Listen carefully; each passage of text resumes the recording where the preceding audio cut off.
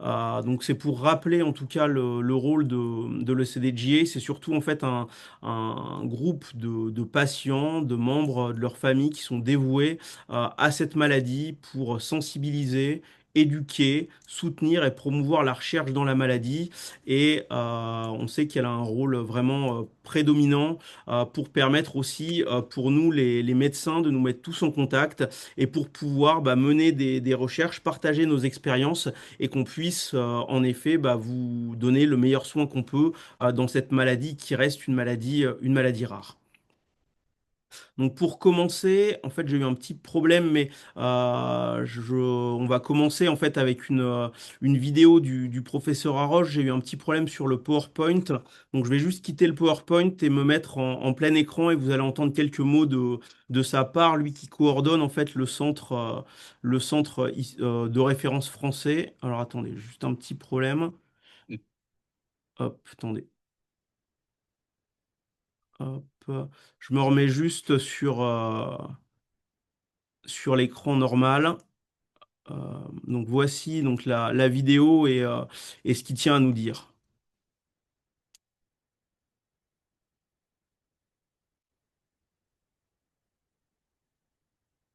Hop. Alors attendez. Normalement, c'est voilà cette vidéo en premier. La maladie d'Erdheim-Chester fait partie des histiocytoses et c'est une maladie qui a été décrite pour la première fois il y a 95 ans et qui était une maladie finalement complètement orpheline jusqu'au début des années 2000. Et pendant les périodes 2000 jusqu'à 2010, finalement toutes les atteintes à la fois d'organes, les manifestations qui sont devenues assez typiques de la maladie, comme l'atteinte des os longs, l'infiltration autour des reins, les atteintes cardiaques et cérébrales ont été décrites et rapportées dans des séries plus ou moins importantes. Les traitements par interféron alpha et puis par anakinra ont été développés avec des résultats qui étaient encourageants. Mais la maladie a complètement changé de spectre à partir de 2010-2011 et la découverte de mutations récurrentes dans une voie de signalisation importante dans un certain nombre de tumeurs qui s'appelle la voie des MAP kinases. Et donc BRAF, qui est la mutation la plus fréquente, qui est retrouvée dans 50 à 60% des maladies d'Erdheim-Chester, puis d'autres mutations comme MAP2K1, qui sont également des mutations fréquentes, ont été décrites. Et ça a permis de bien caractériser la physiopathologie de ces maladies qui sont maintenant des néoplasies myéloïdes inflammatoires. Alors j'insiste sur le fait que ces mutations BRAF ont été décrites dans un certain nombre de tumeurs cancéreuses humaines, mais que la maladie d'Erdheim-Chester n'est pas du tout un cancer. Euh, donc c'est une maladie qui est à la frontière de différentes spécialités, dont l'hématologie et la médecine interne, en tout cas en France. Et grâce à des collaborations extrêmement fructueuses au sein du centre de référence des histiocytoses que je dirige sur le plan de cette maladie, et des collaborations extrêmement multiples en France, notamment sous l'égide de Jean-François Émile, qui sur le plan anatomopathologique coordonne cette recherche. On a maintenant plus de 600 patients qui ont été vus en France dans le cadre de ce registre. On a ce maillage territorial qui fonctionne extrêmement bien. Et puis, on a également des collaborations internationales avec les collègues italiens qui sont à Florence et puis un certain nombre de collègues américains. Et tout ça se fait dans une association de patients qui s'appelle l'ECD Global Alliance avec un congrès annuel.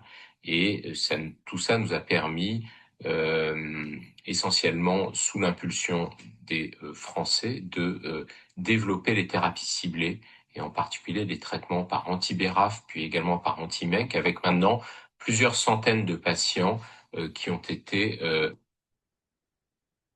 Excusez-moi, c'est la deuxième partie de la vidéo que je vous mets.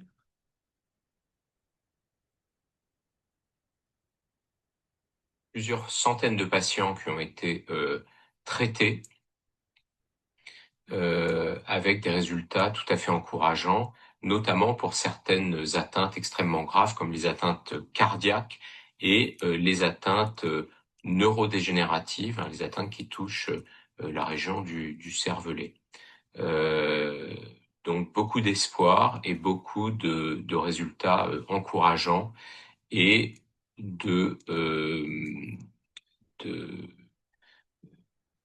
diagnostics qui sont faits beaucoup plus facilement qu'il y a une vingtaine d'années.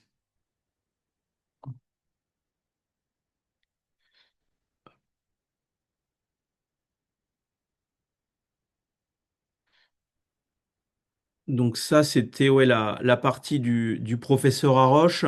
Donc moi, je vais poursuivre un peu sur ce qui a été dit dans le webinaire et puis on va essayer de décrypter un peu mieux les symptômes, le diagnostic et puis les traitements qu'on peut donc proposer aux patients. Donc l'objectif, c'est d'apprendre sur cette maladie rare, les mécanismes biologiques, les symptômes, pouvoir explorer les options thérapeutiques, les différentes approches et les cibles d'action et bien sûr en fait améliorer donc découvrir des stratégies thérapeutiques pour améliorer les symptômes et également la gestion de la maladie au quotidien. Donc, comme l'a dit donc le professeur Haroche, c'est un peu une maladie qui est sur une ligne de crête. Alors, selon l'OMS, il le classe dans des cancers hématologiques rares, mais en effet, ça se comporte pas comme un cancer au sens agressif du terme, avec des métastases et autres, mais ça a été rapproché du cancer étant donné qu'il y a ces mutations en fait génétiques sur la voie des MAP kinases, et notamment BRAF. On va en reparler, mais cette mutation en fait va faire qu'il y aura une prolifération anormale de certaines cellules qui sont ici qui sont des cellules résidentes des tissus qu'on appelle des isthiocytes. Et en fait, quand elles vont proliférer, ça va donner de la fibrose et donner une atteinte vasculaire. Le problème, et comme vous, les patients, vous le savez mieux que quiconque, c'est que le délai diagnostique, il est souvent assez long, étant donné qu'il n'y a aucun symptôme à la base qui est vraiment pathognomonique de la maladie et très caractéristique.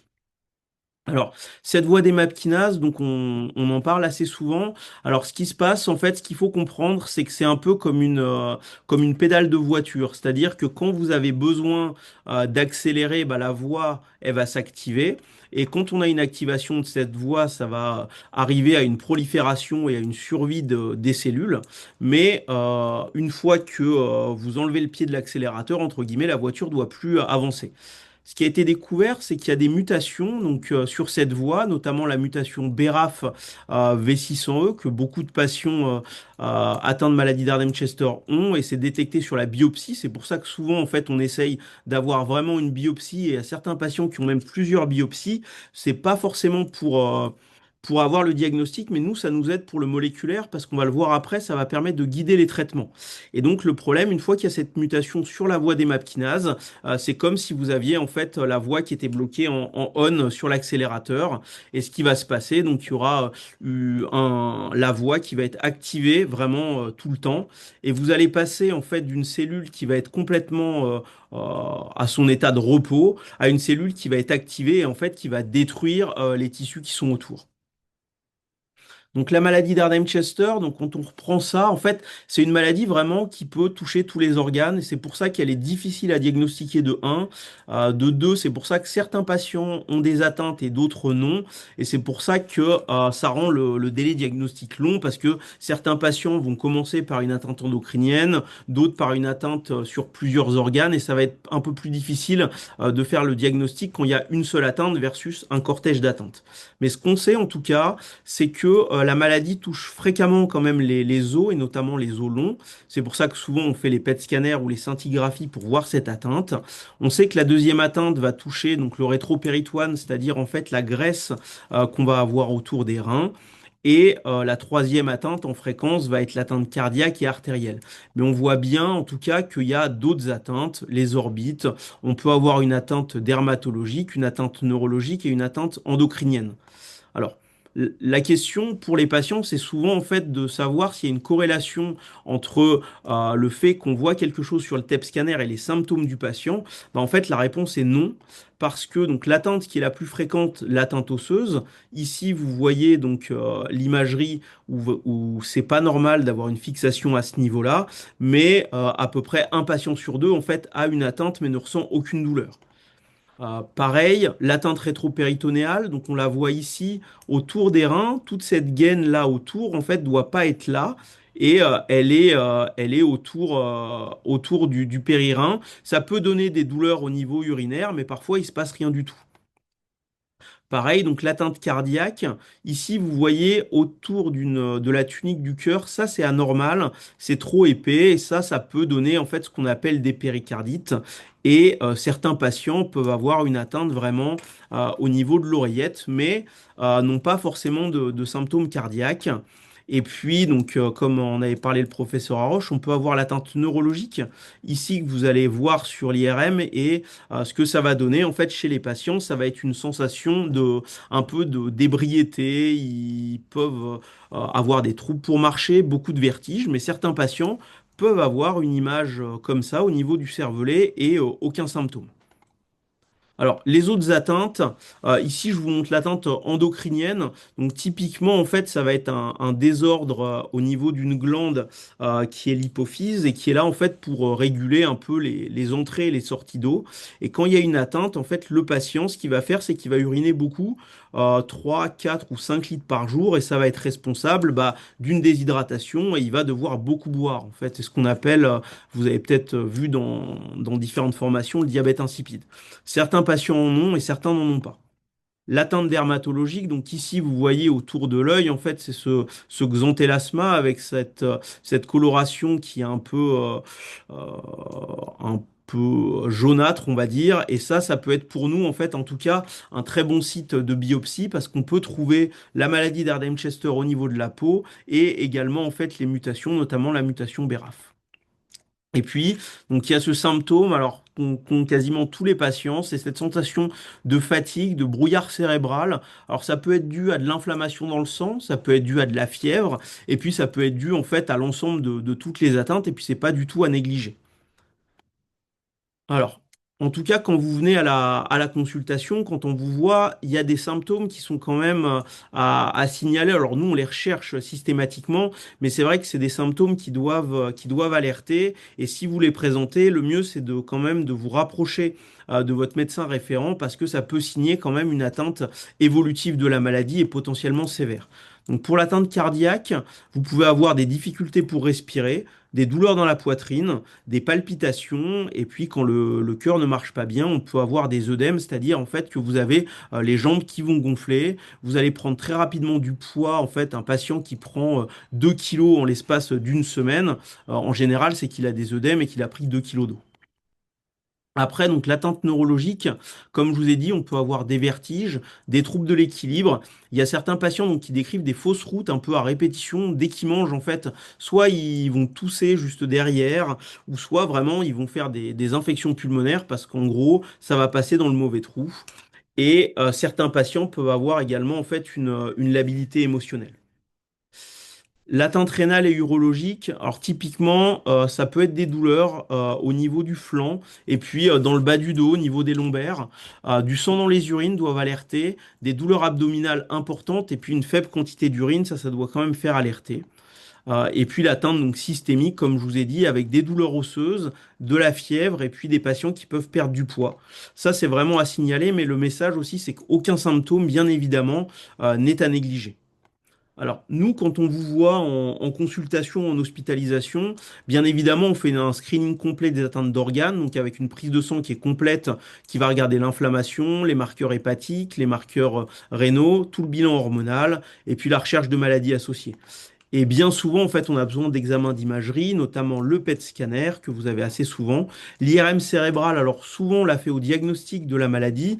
Et s'il y a un symptôme qui peut nous faire penser à une atteinte neurologique, mais on ne va pas refaire l'IRM cérébral de manière systématique.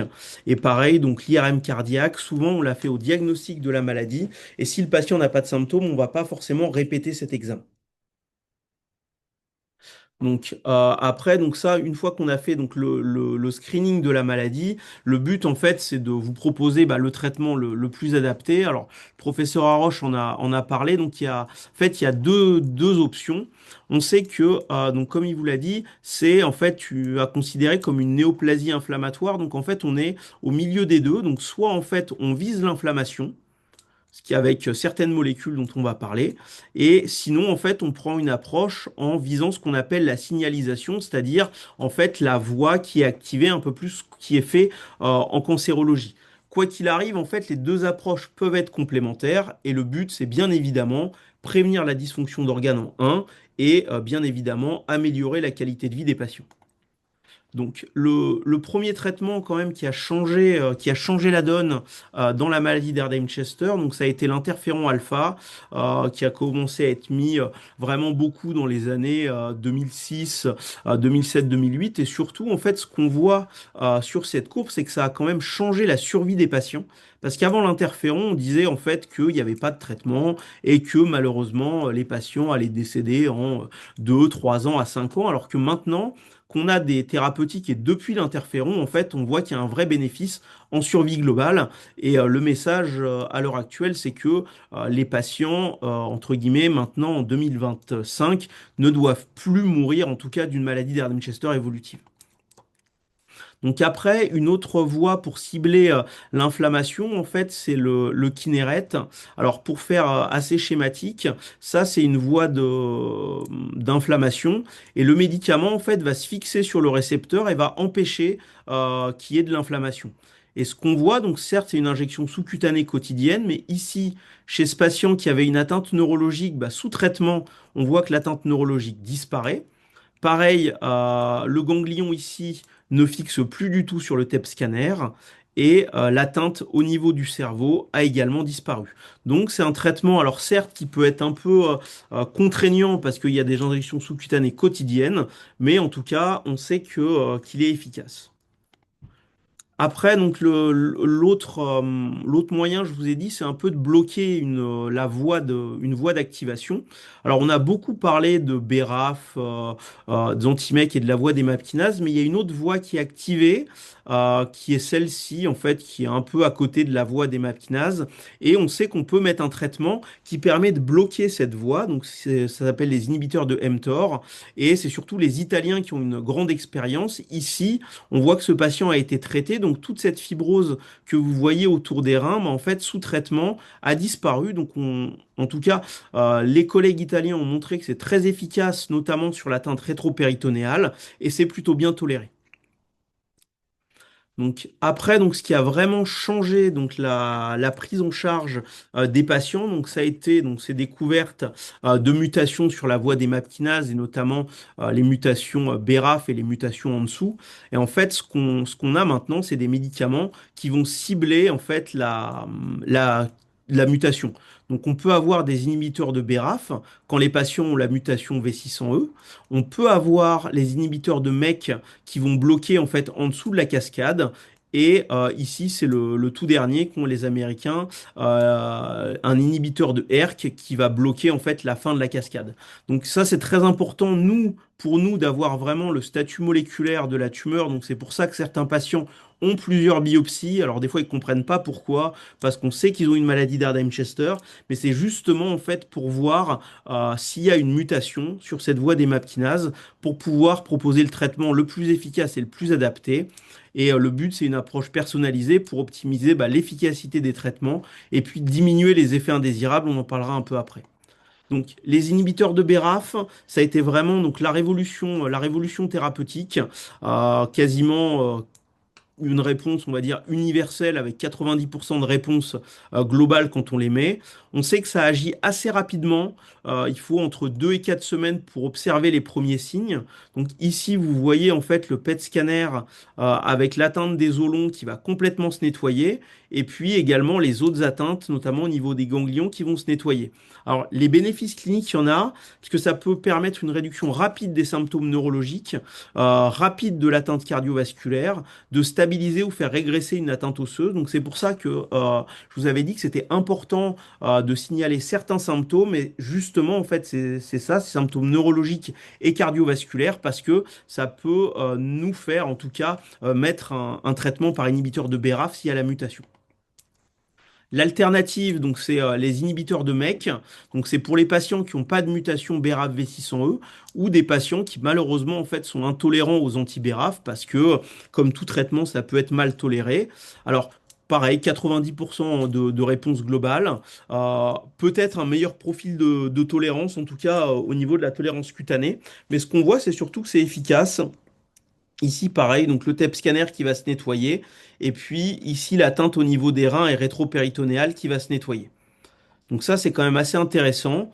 Et puis, bah, ça, c'est le dernier. Donc c'est la dernière innovation thérapeutique, en tout cas, qui a été, pour l'instant, qui est uniquement disponible aux États-Unis, mais c'est de bloquer, en fait, la dernière protéine d'activation, la ERK.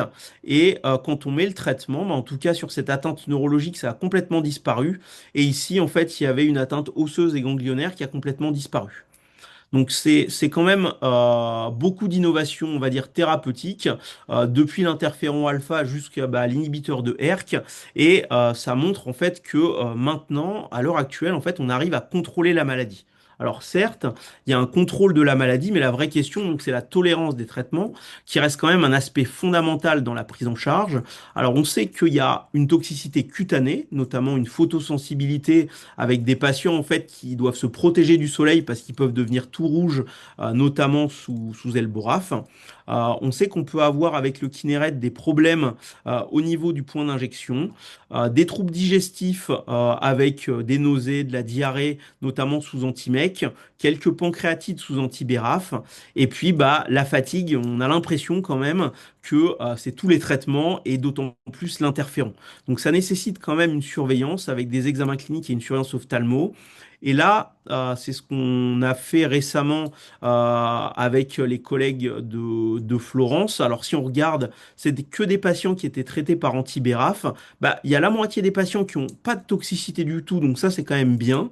Et puis en fait, il y a l'autre moitié qui fluctue entre toxicité, on va dire, non grave et puis toxicité assez sévère sur la qualité de vie. Donc c'est quand même un aspect fondamental. Alors certes, c'est ce que je dis, la majorité des patients tolèrent bien les traitements, mais il faut trouver des astuces, entre guillemets, pour que les patients les tolèrent encore mieux. Donc soit baisser les doses, soit quand on a des traitements par thérapie ciblée, peut-être faire ce qu'on appelle des vacances thérapeutiques, c'est-à-dire en fait, plutôt que vous preniez un anti-MEC 21 jours sur 28, peut-être augmenter la période de pause, tout en maintenant la réponse. Et ça, c'est des défis en fait qu'on a encore à l'heure actuelle.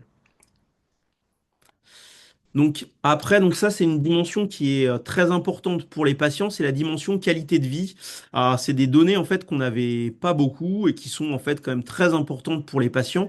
Donc là, je vais prendre en fait une étude qui est menée par le registre des New-Yorkais. Alors, c'est un peu compliqué à voir, mais schématiquement, ce qu'il faut comprendre, c'est que quand vous êtes à gauche de cette ligne ici, c'est que votre qualité de vie n'est pas bonne, et quand vous êtes à droite, il y a une amélioration de la qualité de vie. Alors, quels sont les paramètres qui sont en lien avec une qualité de vie, on va dire, moins bonne?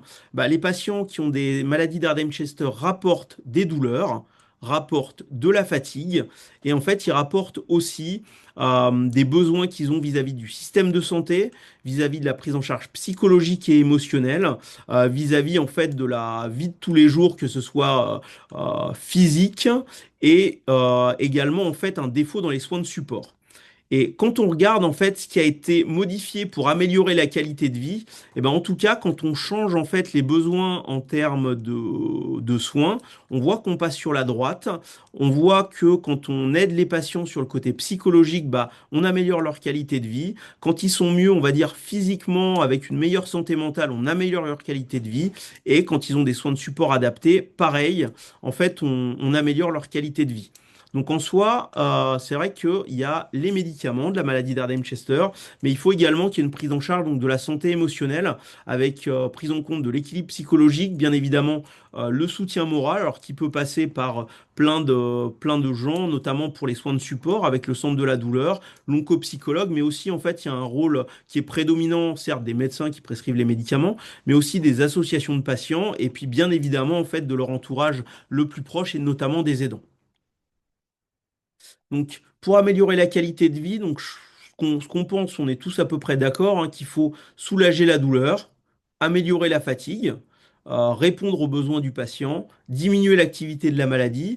Et donc, pour ce faire, donc plusieurs armes, hein, une approche médicamenteuse avec une réduction des doses de médicaments, des vacances thérapeutiques, parfois de combiner des traitements avec des plus faibles doses qui permet quand même de diminuer les toxicités. Et puis l'approche non médicamenteuse, donc avec le traitement de la douleur qui peut passer par de l'hypnose, de la méditation, le soutien psychologique, notamment en fait avec des oncopsychologues et également en fait le soutien aux aidants parce que c'est eux aussi qui vont aider les patients. Et puis le soutien social, donc nous on a la chance de pouvoir avoir aussi la Ligue contre le cancer et puis l'Ardem Chester Global Alliance. Donc le but en fait c'est de combiner l'approche médicamenteuse et également en fait l'approche donc non médicamenteuse. Donc le rôle de l'Ardem Chester Global Alliance est primordial. Vous connaissez tous le site internet. Donc le but, ça va apporter donc une information pour les patients. Ça va apporter une information pour la famille et pour les aidants et également en fait une information pour tous les professionnels de santé parce que ça va permettre nous en fait ça nous permet de travailler en réseau, de mettre en commun nos ressources médicales, de pouvoir faire des études et des essais thérapeutiques pour améliorer justement la qualité de vie des patients et comme je vous dis à l'heure actuelle il y a plus de patients en tout cas qui doivent décéder d'une maladie d'Ardem-Chester évolutive en 2025. Donc ça, c'est un peu le modèle. J'ai pris en exemple en fait un de nos patients. Donc en effet, on centre la prise en charge sur le patient et en fait, on se rend compte qu'il y a quand même beaucoup d'aidants avec des médecins, avec l'Erdheim Chester Global Alliance, bien évidemment donc sa famille et puis tous les autres aidants des équipes médicales et paramédicales. Donc là, je vais lancer une vidéo donc de notre technicienne de recherche clinique et de son rôle en fait dans la prise en charge des patients. Bonjour à toutes et à tous, je me présente Mélanie Mineret, technicienne d'études cliniques dans le service de médecine interne 1 au CHU de Dijon. Je travaille aux côtés du docteur Hassan Ameri sur différentes pathologies, mais principalement sur les histiocytoses. C'est pour cela que je suis là aujourd'hui devant vous pour vous parler du rôle du TEC au sein d'une équipe médicale pour le suivi d'un patient qui est porteur de cette maladie. Je dirais que le rôle principal du technicien, c'est de servir d'interlocuteur intermédiaire entre le médecin et le patient. Il sert également de repère dans tout ce milieu médical, car il faut savoir qu'un patient qui est porteur de cette pathologie, il aura tout au long de sa vie un très grand nombre de rendez-vous médicaux, que ce soit avec un interniste, un oncopsychologue, un dermatologue, un oncologue et encore bien d'autres spécialistes. Donc je dirais que pour eux, avoir un repère direct que nous sommes en tant que tech peut vraiment être d'un réel soutien. Il faut également souligner, et je vais insister là-dessus, que le bien-être du patient est vraiment, et j'insiste dessus, la priorité numéro une de tous les techniciens de recherche. Ça passe tout simplement par l'écoute, chose la plus simple à faire mais la plus efficace, et également par la simplification maximum de tous les rendez-vous médicaux pour rendre la vie au sein des hôpitaux un peu plus simple. On a également une seconde partie de notre travail qui consiste à faire du recueil de données. Ce recueil de données, il va par la suite servir à réaliser des publications pour prouver et montrer les avancées scientifiques qui ont lieu sur diverses pathologies. Il faut savoir que ces publications, elles ne pourraient jamais avoir lieu sans un réel travail en équipe de tous les médecins et les spécialistes, mais sans un patient qui est consentant. Alors, vous qui nous écoutez, patients, accompagnants, médecins, spécialistes, nous tenions à vous dire un très grand merci, car si aujourd'hui la recherche elle avance et que des progrès médicaux ont lieu, c'est uniquement grâce à vous. Alors un grand merci. Et pour finir avec une petite citation, Gandhi a dit que chaque bonne réalisation, grande ou petite, connaît ses périodes de corvée et de triomphe, un début, un combat et une victoire. Et c'est vous qui êtes patient, qui combattez cette pathologie au quotidien, mais qui donnez la victoire à la médecine et à la recherche. Alors un très grand merci. Donc voilà, et puis on va enchaîner. Donc, comme je vous l'avais dit, le but c'est qu'on puisse parler de tous les acteurs de la prise en charge. Et puis, bah, je vais ici vous partager la vidéo donc d'un de nos patients suivi dans le service pour une maladie d'Erdheim-Chester et qui nous aide beaucoup. En fait, cette vidéo, je pense qu'elle nous aide à comprendre tous les défis qu'il y a dans la prise en charge de cette maladie et puis comment en fait on peut être aidé pour en fait améliorer sa qualité de vie. Donc je lance la vidéo. Dans le cadre de ce webinaire, comme je vous ai dit, il est surtout très important de prendre en charge les patients, mais pas une approche uniquement médicamenteuse, mais aussi une approche vraiment pluridisciplinaire avec des soins péri-oncologiques. Et je pense que en fait, le meilleur exemple est celui de Monsieur Dutu, qui va vous raconter son histoire à l'aide de Laure également, qui est notre oncopsychologue. Monsieur Dutu, c'est à vous. Bonjour, donc je m'appelle Jacques, je suis atteint donc, de la maladie d'Erdheim-Chester. Cette maladie a été détectée en 2024 et donc elle affecte surtout les os longs, les douleurs, enfin des douleurs aux os longs, aux jambes, aux bras, des problèmes de respiration, etc. Enfin bon, beaucoup de douleurs. Et j'ai eu beaucoup de colère quand on m'a annoncé cette maladie en 2024 et je ne savais pas comment m'en sortir. Cette colère a été, comment dire, j'ai été écroulé, et donc par des hauts et des bas, effectivement, et grâce au CHU, grâce au service interne, et grâce à la Ligue contre le cancer, j'ai mis en place certaines choses, j'ai ouvert des portes, ce qui a fait que cette colère s'est transformée en aide, entre guillemets, grâce effectivement à la Ligue, grâce à une psychologue qui m'a écouté, grâce aussi à des ateliers que j'ai mis en place, comme du yoga, la sophrologie, de l'aquagym, et aussi grâce aux entretiens que j'ai eus avec le centre Leclerc antidouleur, sur lequel on a travaillé sur enlever les médicaments et essayer de travailler sur autre chose. Donc voilà, donc ça a été dur à absorber cette maladie, parce qu'il n'y a pas de remède, il n'y a que des traitements, et bon, ben, on ne sait pas jusqu'où ça va. Et, donc voilà, donc aujourd'hui ça va beaucoup mieux. La Salpêtrière à Paris, donc le professeur Haroche m'a donné un traitement qui s'appelle le Kineret, où je fais 2 injections par jour. Ça a l'air de fonctionner par rapport aux douleurs, donc ça c'est déjà fabuleux, parce que comme ça me permet de penser à autre chose et d'avancer, sachant que de toute façon, elle sera toujours là, c'est Erdheim-Chester. Donc voilà. Donc, grâce à tout ce que j'ai pu mettre en place, et grâce à la Ligue, au CHU, Service de médecine interne, et grâce aussi à Laure qui m'a aidé, qui m'a écouté, puisque effectivement, personne ne croyait que j'avais des douleurs, personne. Voilà, c'était compliqué, et moi j'avais du mal à l'absorber. Et donc voilà, bon, ça a été bénéfique.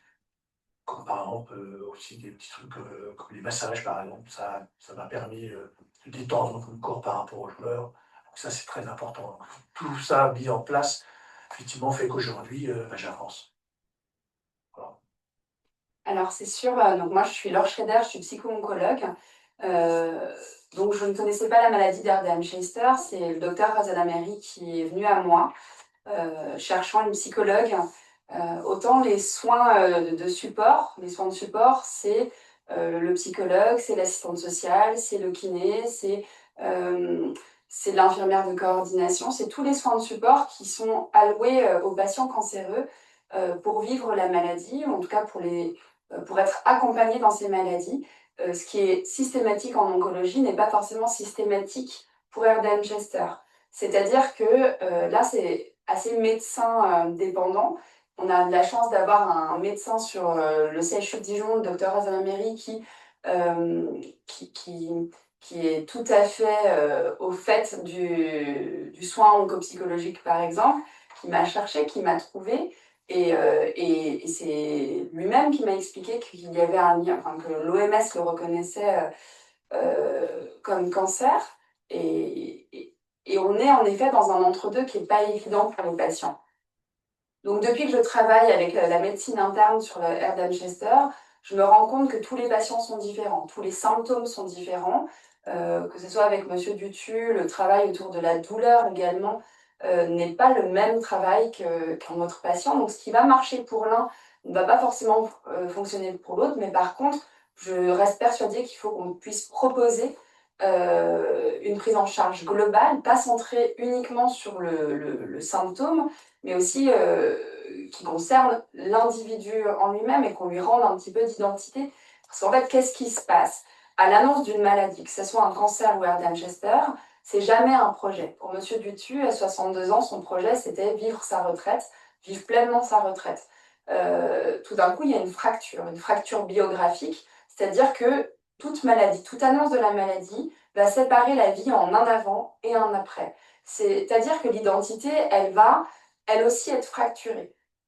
On va dire, il y a le mois d'avant, le mois d'après. Ou en tout cas, on doit advenir comme une nouvelle personne. Sauf que advenir comme malade, encore une fois, j'insiste, c'est le projet de personne. Mais par contre, c'est grâce peut-être aux soins de support, à la prise en charge un peu globale, individuelle, singulière, qui va permettre aux patients, et là on est plus sur la psychologie en maladie chronique, sur comment on va faire de cette maladie notre maladie et un parcours de vie. Et j'insiste sur le mot vie parce que c'est ce qui va nous aider à sortir de la sidération de l'annonce de la maladie, de sortir de la colère, de sortir de cette forme de dépressivité à l'annonce et aller vers la vie et donc aller vers cet autrement, un autre soi, mais avec des choses, des découvertes qui peuvent être tout à fait intéressantes comme l'accueil des émotions, l'élaboration de ces émotions, parfois des allers-retours dans la vie d'avant. Qui vont être en fait un temps d'élaboration. Et j'insiste là-dessus, c'est que ce soit une maladie chronique ou une maladie aiguë comme le cancer, et encore que, aujourd'hui, la notion en cancérologie de chronicité, elle évolue de plus en plus. Et je crois que c'est ça qui est le plus difficile à ce jour à accompagner, c'est-à-dire que dans la maladie chronique, et notamment quand elle est douloureuse, comme pour Monsieur Dutu, comment se projeter dans l'avenir? Comment se projeter sur une maladie? Chronicité, c'est quand même une maladie pour toujours. C'est-à-dire que cette maladie qui va s'installer dans le temps, comment je me projette avec, par exemple, une douleur qui risque de s'installer dans le temps? Comment je me projette sans l'idée d'un répit? Ou en tout cas avec le désespoir qui peut s'installer d'un manque de répit. Et c'est un petit peu ce que l'on travaille, c'est-à-dire d'accepter que la vie d'avant n'est plus possible, mais comment essayer en tout cas de se mobiliser, de se motiver avec l'idée qu'un autrement mieux est possible. Et je crois que c'est tout l'enjeu, en tout cas tout notre travail est tissé autour de tout ça, et un autrement mieux, ça peut être un autrement mieux psychique au niveau des émotions, une petite rémission psychique, pourquoi pas sur des éléments du passé, des projections dans l'avenir moins douloureuses. Et c'est tout ça qu'on va travailler en oncopsychologie avec des outils. Et alors, quand on a des patients douloureux, moi je sais que je pratique le MDR par exemple, mais il y a énormément d'outils comme l'hypnose, la sophrologie, qui peuvent accompagner le patient douloureux, mais aussi toutes les thérapies psychocorporelles. Donc voilà, je crois que c'est important d'insister sur le fait que tous les parcours sont différents.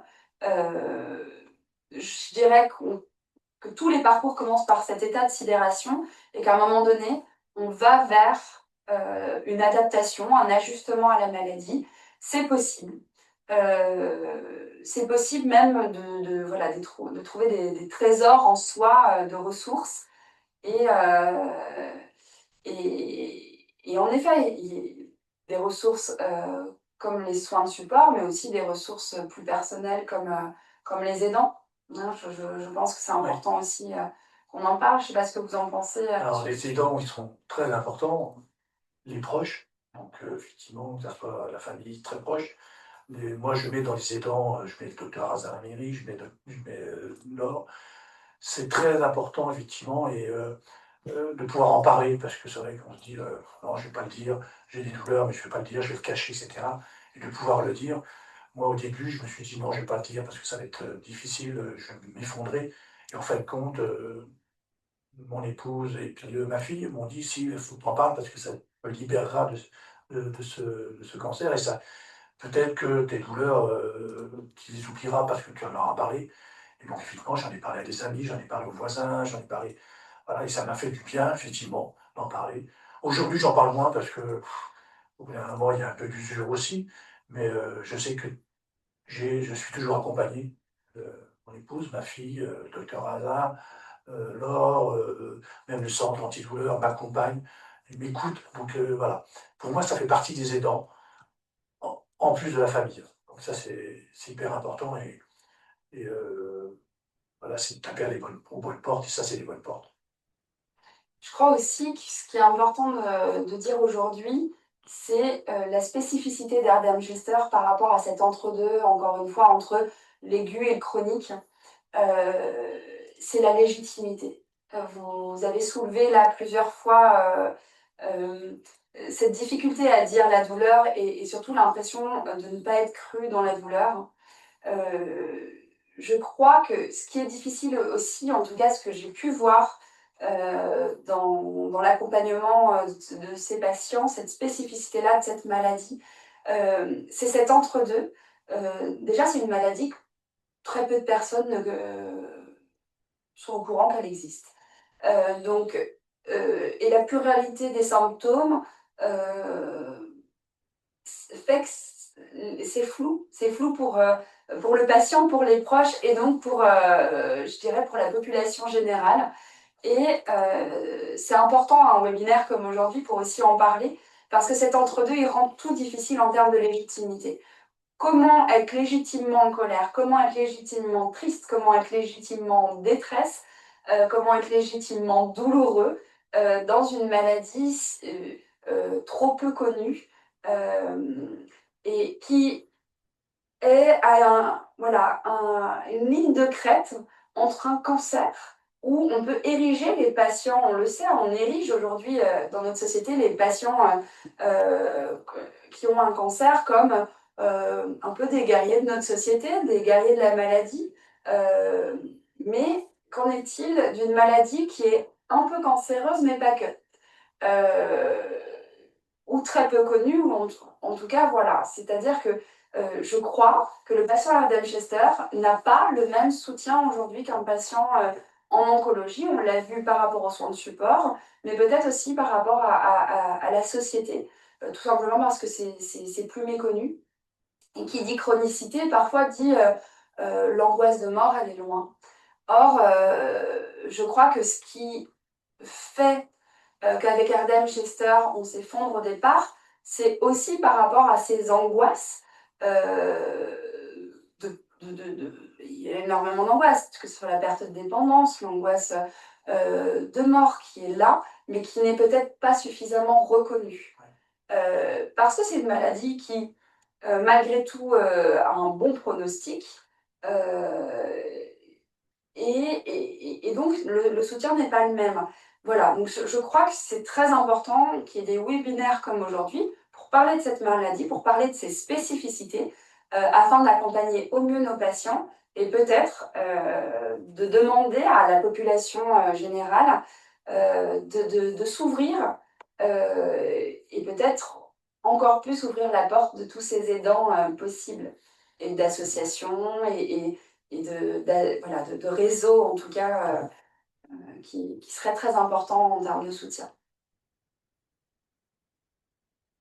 Je valide, je suis entièrement d'accord. Je crois que vous avez rencontré quand même un réseau. J'ai rencontré effectivement un réseau national de patients français.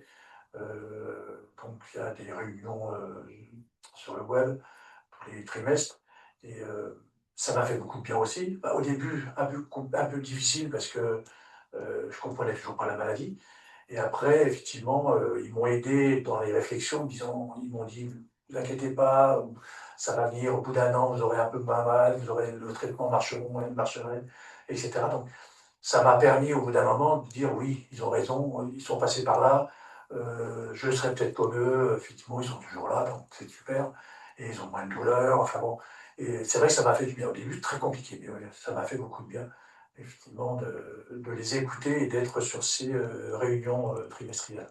Et de retisser avec cet espoir Oui, voilà, d'autres choses, de cette sortie de la douleur et de voir un avenir. Je crois que c'est ça le plus important pour un patient oui, Erdheim-Chester, c'est de regarder cet avenir et, et d'accepter que ça en passe par des remaniements psychologiques et psychiques, et pas que, sociaux, identitaires. Et voilà, mais en attendant, je crois que le plus important, c'est de regarder cet avenir et, et, et encore une fois, de renouer avec la pulsion de vie. oui, complètement. Et on arrive à oublier les effets indésirables, etc. Euh, il m'arrive aujourd'hui d'en oublier les douleurs, c'est-à-dire que comme je participe à beaucoup de choses, euh, là je vais faire au centre des Rosiers, je vais faire un accompagnement physique. Donc voilà, j'en oublie et ça me permet d'avancer et ça me permet, comme dit Laure, d'oublier que bah, il y a peut-être un terme, on n'en sait rien, mais c'est bien, on avance. Bon, en tout cas, merci beaucoup pour votre témoignage, pour votre sincérité. Et en effet, vous avez très bien posé tous les challenges en fait qu'on a avec l'Erdheim Chester Global Alliance. En effet, on sait qu'il y a des traitements, on sait qu'il y a des effets indésirables, mais le fait de mettre un traitement médicamenteux ne permet pas forcément d'améliorer la qualité de vie. Et on ne peut pas se contenter de dire j'ai mis un patient sous interféron, ça ira mieux, étant donné que vous avez quand même payé un lourd tribut de l'interféron parce que ça vous a donné beaucoup de fatigue, ça a joué sur votre psychisme clairement, et on voit bien que ça vous avait pas forcément amélioré sur les douleurs, même si en effet quand on regardait les PET scanners on disait tout va bien, mais en fait ce qui est ressenti dans le corps d'un patient versus ce qu'il y a sur un scanner c'est complètement différent, et ça je pense qu'il faut surtout pas l'oublier. Et de deux, maintenant ce que vous dites avec tous les soins de support qui ont été mis en place et tous les traitements que vous avez, vous pouvez en fait approcher la maladie et maintenant c'est votre maladie et vous arrivez à l'approcher sereinement, et je pense que c'est le message le plus important qu'on ait à donner pour les autres patients. Donc je tiens à vous remercier tous les deux, et puis à continuer comme ça, et comme vous l'aviez dit aussi l'importance en France, ça je tiens à le dire, qu'on ait un réseau avec un centre de référence à la Pitié-Salpêtrière qui permet de voir les patients et également de donner des avis pour adapter aussi les thérapeutiques, chose qu'il n'y a pas dans tous les pays. Et on a quand même la chance d'avoir le professeur Haroche qui a la plus grosse expérience internationale avec plus de 600 patients suivis à l'heure actuelle à la Pitié-Salpêtrière. Voilà. Bon. Et parfait. Je vous souhaite une bonne journée. Merci beaucoup. Merci. Donc bon, sur ce témoignage du patient, je pense qu'on va en arrêter là. Après, je vais regarder juste les questions qu'il y a sur le chat et puis essayer d'y répondre. En tout cas, on voulait vous remercier donc d'avoir participé à ce webinaire. Vous voyez les dates qui seront importantes, notamment le congrès qui aura aux États-Unis en Alabama pour les patients, donc qui se tiendra le 29 et 30 avril. Et également, en fait, vous voyez ce QR code où vous pouvez faire un don à l'Erdem Chester Global Alliance. L'autre, c'est l'Erdem Chester Global Alliance, puis vous avez donc Belinda qui est votre navigateur patient qui peut vous aider à chaque fois que vous avez une interrogation, notamment vous envoyer des brochures d'information, vous mettre en contact avec les centres de référence Erdheim Chester les plus proches de chez vous, et vous vous intégrez donc à cette communauté de patients pour pouvoir participer au webinaire de patients, pour pouvoir participer à toutes les choses que l'Erdheim Chester Global Alliance peut vous offrir.